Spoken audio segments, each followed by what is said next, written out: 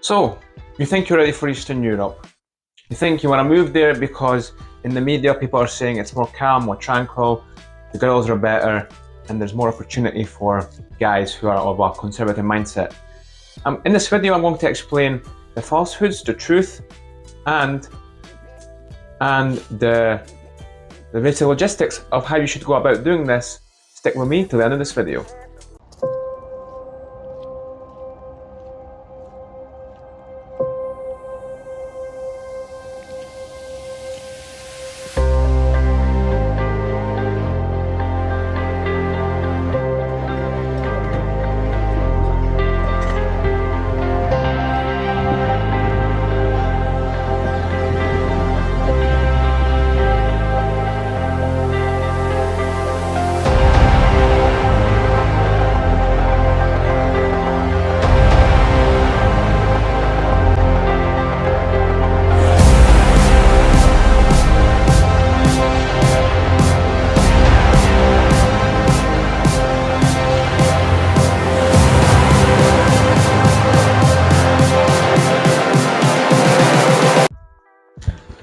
Alright guys, Fausto and Frank here. Today we're going to talk about moving to Eastern Europe. Starting a new life in Eastern Europe. That's my old Hungarian passport there. Let's talk about it. So I'm going to go about doing this from a Hungarian perspective because that's the country I moved to. That's the country which I've experienced with the most. But most countries around the old Eastern Bloc or Eastern Bloc, Central European Bloc are pretty much not the same, but there are a few good similarities that you can take into account. So why am I doing this? And people might say, well, how would you know what's it like to move freshly to Eastern Europe? You're a Hungarian, it's not moving. Well, the thing is, guys, I lived in Scotland from 2003 to 2015, since I was 10 to about 21 years old. And then I decided to move back. Yes, I did have friends there. Yes, I had a few family there. However, I set up my life in a way, as in the same way as if anyone who wanted to move there just spontaneously. So I moved there. I had to get my own flat. I had to get my own job. No one really helped me out. Yes, I had friends, but so anyone can move there and have already friends there. So let me just explain to you how it works. Well, firstly, what are the common myths of moving to Eastern Europe? Myth number one is that Poland, Hungary, Slovakia, all these states are ethno-states. There's an element of truth in that, and there's an element that is not. Myth number two is that the girls are far more conservative than in Western Europe. Yes and no. And three, that the overall is more conservative than Western Europe. Again, yes and no. So in regards to being an ethno-state, well, yes, most of these states, yes, are indeed about 90% European. However, I wouldn't call them an ethno-state, as each of the blocks in Eastern Europe share each other's ethnic minorities with each other. So, for example, Hungary has a lot of Slovaks have a lot of Hungarians, Romanians have a lot of Hungarians, and vice versa.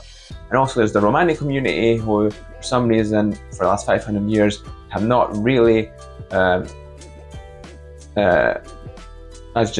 haven't really melted into the communities of their host countries. Whether this is good or bad, it's not for me to decide. It's just as what it is. Also, there's a lot of Egyptians, a few Arabs, Vietnamese people living in Poland, Hungary, and Slovakia. A lot of Arabs from Egypt moved to Hungary during the 80s. Obviously, not as much as, say, London or in Germany, Turkish people to Germany. But yes, overall, it's far more homogeneous, even in the big cities. Maybe in the big cities such as Budapest, Krakow, and Warsaw, you will see a lot of expats from Italy, Spain. So it's still largely European. Many Hungarians will say that, but Budapest is not really a Hungarian city anymore. I would disagree with this. Just because when I go there, I still feel like I'm in Hungary. I still hear Hungarian language on the bus, in taxis, in subways, and everywhere else. So that's that. So if you're someone who likes some more European feel, is not really into cosmopolitan big cities, then move there. Whether this is good or bad, that's not for me to decide. That's up to you to decide. I'm just saying what I experienced. I've been to Croatian cities, I've been to Hungarian cities, I've been to Slovak cities. They're nowhere near as cosmopolitan as the West. Number 2, are girls more conservative? I would say yes.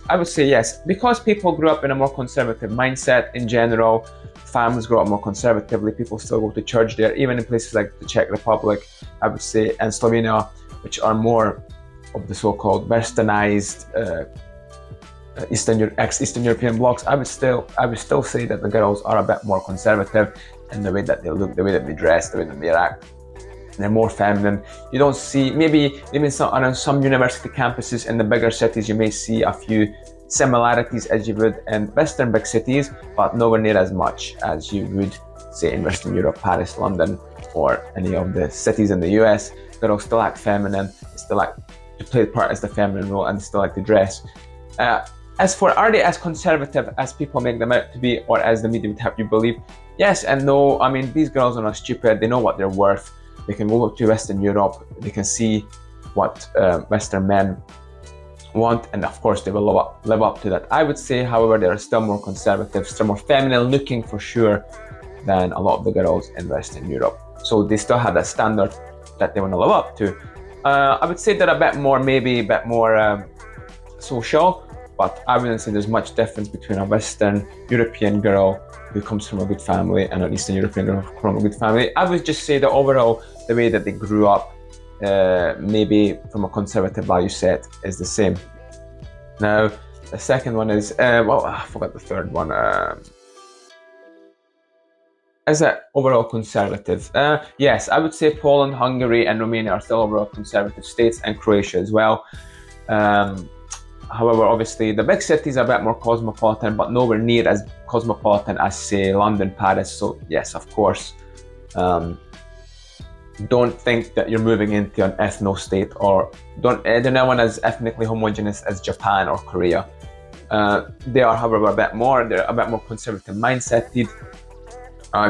You can clearly see the difference in attitudes when you go, say, from England, Paris, or Denmark to Hungary, Poland. You can clearly see that people don't want to change with this new world thinking, whether it's good or bad. They just don't want to change. I'm not up for that. I'm not going to debate that. I mean, I know what I like, but I am not going to debate that. I'm just going to say that you will notice a big difference, especially in architecture.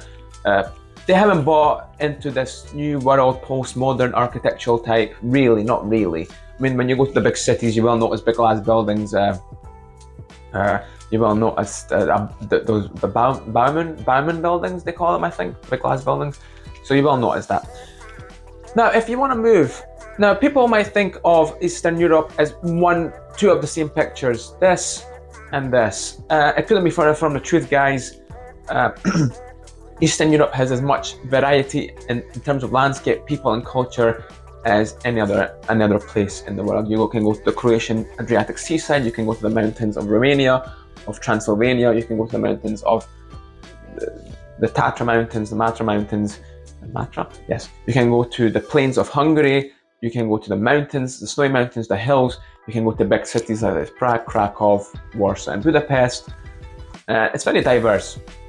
Now, what would be my tactic to go to Hungary? What would be my tactic to move to Eastern Europe? Well, when I had to move back, I also had to create my person, because I'm a Hungarian citizen. I had to redo my Hungarian ID card, which we must carry on you at all times when you're outside. This is not a C-19 policy that came in. This was already a thing like 40, 30 years ago. Keep in mind, guys, that a lot of influences from the Soviet era are still left. Whether if it's good or bad, I mean, I don't really mind the fact that people have to carry ID. I'm not pro-government controlling this population, but I kind of grew up with it, and the carrying ID is a thing in Hungary. We do that. I think, as far as I know, it's the same in Poland and Hungary as well. So when you go there, if you're a new guy and you want to go there, because you're not a citizen, you won't have to create an ID card, but you have to have ID on you. And the only way you have to have an address card as well where you live, which you have to carry with you as well. And that's the only way to set up a bank account Again, it's weird, but it's the only way the state knows that you're actually in the country. Whereas if you're in Britain, there's not really a proof other than statements that you can get, but you can get statements if you're abroad as well, from in Britain, which technically says that you live in Britain, but do you really? In Hungary, you need to have an address card, and that's the way to open a bank account. How can you get an address card, you might say? Well, the only way is to rent an apartment, buy a house, or rent a room, and say go to the municipality council building. You can actually walk in. They're called what is that called? They have a funny translation. It's like a council building. You can walk in and register yourself. You say, okay, I live in this address. You have to get a note from, say, someone who rents it from you, and you get an address card, present your ID, and you have an address card and an ID. And then after that, you can set up a bank account, and after that, you can start a job, look for a job, or you can do it the other way around, and you can move there because you got a job, and then once you get a job, you can get a address card, because you say to the guy you're renting the house from, okay, I got a job, everyone need a bank account, and then. But the main thing is you must have an address card, because that's the only way to open a bank account. And you can't really get a job either if you're not going to have proof of address either, because then how do people know that you live there? It's a bit of a catch-22, but as long as you can get proof from the guy that rents it from you that you have a house or have a dwelling, and then you take it to the council building, and then you can walk in and you have proof that you live there, that you give you an address card, and after you get your social security card, your tax card. You may still use cards in Eastern Europe, but you'll get it. The bureaucracy there was really bad during communism, but now it's pretty easy. You go in, say you need this, all you really need is proof of address, and then they'll just give it to you, okay? So 3 tactics. What would be my 3 tactics to move? Well, when I moved back, I had a university degree from Britain, so that helped me a lot. And when I moved back, I got a job in 2 months working in an office, and I already made more than most of my friends' fathers did. In today's prices, that would have been like 1,000 euros a month, 900 euros a month. Back then, that was about 250,000 forints. I started off with, plus you get goodies like, in Hungary, it's a big thing that you get a lot of, it's called cafeteria, but it's not cafeteria. I don't think of the food, think of like helping. If you want to go to a hotel, they give you 50% off. If you want to rent a car, you get 20% off, so that your workplace will give you these opportunities. Yes, so that was about 900 euros a month I got, and that was good enough for me to go out at the weekend, save for a holiday, save to put aside in a bank a bit, save my bills, pay for my bills. And my granny also left me a car. Not that she passed away, but she was in the countryside, she didn't need it. I kind of needed it more, not that I really used it, and I could keep the car up and have a decent life. Unfortunately, the Hungarian economy has slumped quite a lot during the C-19 lockdowns. Inflation is really high. Unfortunately, the inflation in Eastern European countries tends to be really high. It's about 50% realistically speaking, so that 900 euros a month is not going to do you a lot of good. You would need probably about 1,400 to live okay, 1,300 minimum to live okay a month. Food is not as cheap as people think. The only thing that's really good, that's really cheap, I would say, is transport, and it's really efficient in Hungary, especially in Budapest. You have the underground, you have the U-Bahns, which are like many trains that take you from the outskirts into the city. Technically, you don't really need a car. I mean, I went 2 years without a car. It was fine for me. Transport is really good in Eastern European places, especially the big cities, Krakow, Prague. I've been to Prague, really good as well. Now, the misconception is that everything is cheap, and not. Maybe rent is okay. It's relatively cheap for a big city. It's about, I would say, it's about, you can get a house for about 200,000 forints now, which is about 400 euros a month. I mean, it's not the cheapest, but it's for a big city, is one of the biggest cities, and it's really pretty. I would say it's fairly cheap.